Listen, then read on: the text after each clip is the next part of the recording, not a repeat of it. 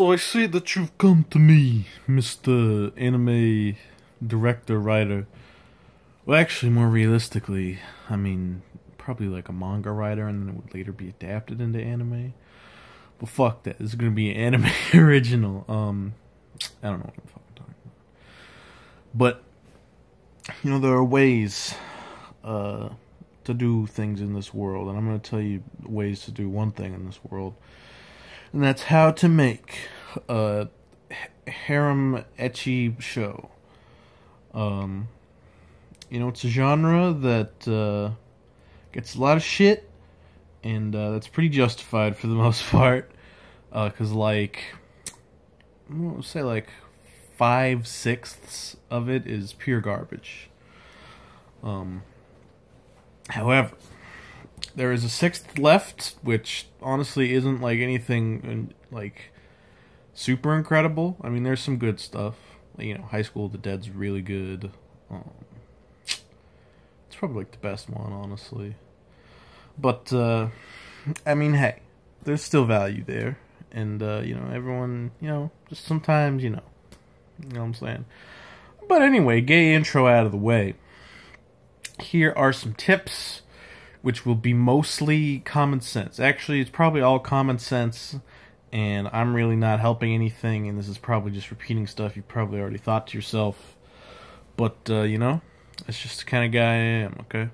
They don't call me Matt, no originality, McMeme for nothing, and that's definitely what they call me. But anyways, even longer, gayer intro over. You know, we just have a 2-minute intro. You know, we call that pizzazz. We call that showmanship. Casino owners know this. You don't just let them in and just do. You don't just let the customers in and go to the table. You got to give them the 2-minute spicy. You got to give them the 2-minute razzle dazzle. You got to give them the 2-minute 10-second showboat. I told you they call me no originality. Anyway, so. Rule number 1, and this is most important for, you know, if you're just trying to make it a ecchi comedy show or trying to do more of like an action thing. Rule number 1, most important, and this one is very common sense. Make your characters likable. And I know that's a lot easier said than done. However, there are some concrete steps you can do, you know, to take in that regard. One thing that'll help a lot of the time with you know, making characters more likable by giving them more screen time, and also, you know, kind of forcing you to make them deeper by giving them more screen time, is just don't have a huge cast. You know, I mean, it has to have more than like 2, otherwise it wouldn't quite be a harem. But don't have like fucking 20 girls all going after this guy's dick. And, you know, if you do, don't give them very much screen time, because unless you're doing like a 100-episode show or something, try to focus as much as you can in on a small group of girls, however many you think you can like do well in, you know, developing their character, giving them time to flesh out their personality and be likable.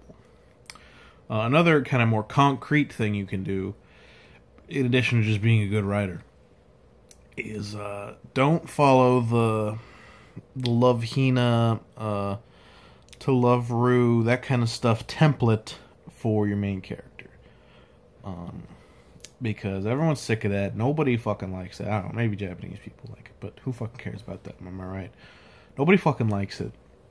It's annoying as shit, and every time I see it, I just want to turn your fucking show off.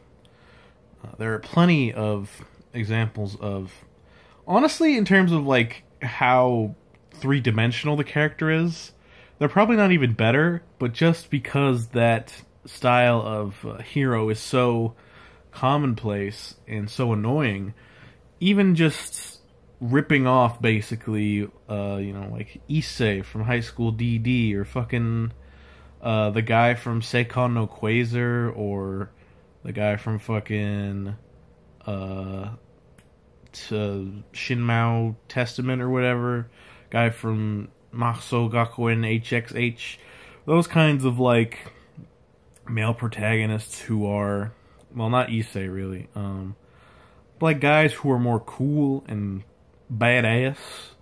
Or in Issei's case, you know, he's like a big mega perv, but also he's a little badass. Just in general, make your character DTF, basically, is what I'm saying. Because nothing is more annoying than watching all these hot girls go after this guy, and then he, you know, he's like super uncomfortable with the sexual situations for no other reason than that he's a fucking pussy. Alright? He has no, like, he has no extenuating circumstances that would make him not want to fuck these girls. He's just a fucking loser. So basically, it's just a fucking pain in the ass. So just don't do that. Just because you have a character who is DTF doesn't necessarily mean you have to turn it into, you know, like a straight up hentai. There are ways to skirt around that. But that's basically just what I'm saying. Another thing is, if you're not going to have the character either explicitly or implicitly fucking the girls, and again, you don't have to show that. You can just, like, you know, again, imply it, or just say, yeah, we fucked, or something like that. Which, again, some shows do. If you don't want them to do that, then it's very important to have those extenuating circumstances I was talking about. For example, the guy in fucking Monster Musume, he was like he has to choose one of the girls to marry, and it's like, well, you don't want to be fucking these other girls if you're gonna marry one. Also, you know, they're monster girls. You know, we got like a bird girl and a horse girl. So maybe he's just not into that. I don't know. You know, it's on him. But yeah, that's an extenuating circumstance, which, you know, I'm willing to buy. Hey, maybe he doesn't want to fuck a girl that, and, you know, and then marry another girl, and then things get weird. That's perfectly reasonable. The guy, fuck, I can't remember the name of the manga. Shit. But, the guy gets, like, the devil locked into his balls, so that if he busts a nut, the devil will basically descend upon the earth. Which is a fantastic setup, by the way. I just forget the name of the manga, I'm sorry. But that is a pretty good reason why you shouldn't be fucking with the girls. So come up with something like that if you don't want your characters to be fucking, which, you know, if you're going for a Japanese incel nerdy audience, it's probably might be alienating to them. Yeah. So yeah. Another thing, have more going on in your story than just the characters, you know, doing hijinks and stuff. Because while that can work, again, especially if your characters are really likable, and I mean, if you somehow have the most likable characters in the world, maybe it doesn't matter. But it is always good to just have something else going for your story. Outside of that, just to keep the audience engaged. And a lot of, you know, action, ecchi shows do this, you know, by just having, like, an actual plot. Again, High School of the Dead, High School DD. Those kinds of things. They have, you know, like a narrative, which, you know, depending on the quality, can keep people engaged.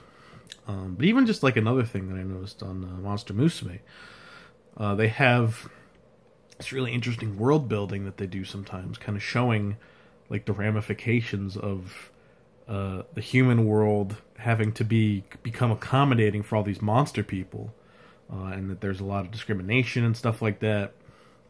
It's really interesting, actually. And that, in addition to the generally pretty likable characters in the show, makes it engaging enough to watch all the way through. So even if you're not making an action ecchi show, there's still stuff you can do to make it more engaging. And one more one, and this one is also extremely important. Make your comedy good. And again, that also is common sense. But there's also concrete things you could do to not be a fucking jackass and make a boring shit. So, 1. Never fucking ever, and I mean the fuck out of this. Never fucking ever have a character trip on a girl's boobs. I'm saying this to you right now. If you fucking do that shit, you're a hack piece of fucking garbage. Shut the fuck up and get out of my face. In relation to that, don't have the character walk in on a girl taking a fucking bath or a shower or whatever, okay? That also has been done to death. Only exception, if you kind of want to subvert that, you want to be like, the girl, she was into it, and then she's like, hey, you want to fucking take a shower with me or something. That can be acceptable in the current climate. However, if that becomes more common, I would suggest staying away from that as well, okay? You got to come up with unique situations to put the characters in, sexual situations that are outside of those two I just mentioned, because everyone fucking uses those, and they're not even that arousing anymore, because it's been done to fucking death. Okay, you gotta be a little creative. Okay, you gotta inject a little bit of fetishism into stuff, not too much. You don't want to, you don't want to be going full, you don't want to be going full scat or anything like that. But just a little bit, a little bit enough to still be tasteful, but to push the envelope a little bit, because that's kind of, like the whole juggling act of ecchi as a whole. It's not quite porn, but yeah. And yeah. So that's my list. That's my baby's beginner list to help you, audience member, write the greatest high school ecchi story of all time.